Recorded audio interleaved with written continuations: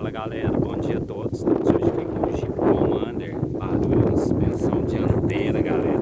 Isso aqui bateu o baile, muito mecânico aí, galera de Pascoal, pessoal dos alinhamentos, galera batalhou e apanhou para achar esse defeito. Vamos lá mostrar para vocês rapidamente, ó. Tá vendo a mola aqui do amortecedor, certo? Pegando na carroceria. Vai lá pra vocês verem, ó. Tá vendo ali? Olha o sinal na mola ali, ó. Tá vendo o sinal dela raspando ali, ó? Pegando na carroceria, tá vendo? Que é a carroceria do carro, ó. E essa aqui é a mola do amortecedor, tá vendo? Ter raspado ali. Pegando na carroceria dá um barulhão.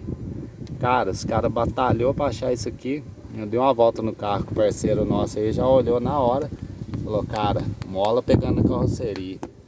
Top demais, né, galera? Ó, defeito top mesmo, viu? Detalhe, ela só dava barulho quando virava a roda pra direita, tá vendo? Por isso que os caras muitas das vezes apanhou pra achar esse defeito. O que nós vamos fazer aqui agora?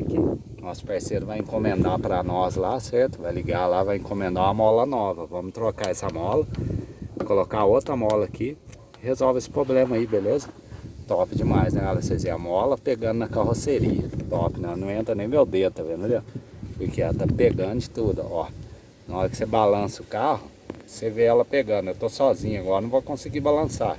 Na hora que você balança o carro, você vai ver que a mola tá esfregando ali, dá um barulhão na dianteira, entendeu? Vou tentar balançar pra ver, ó. Mas não consigo pegar, entendeu? Sozinho não consegue. Você balança parado, você vai ver ela pegando ali, esfregando mesmo.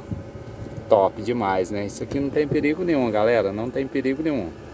Só que tem que arrumar porque dá muito barulho.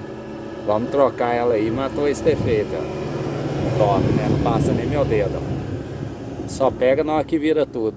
Vamos trocar a mola aí, matou esse defeito. Top, né? Grande abraço aí, valeu galera. Até a próxima. Deixe seu like aí, pessoal.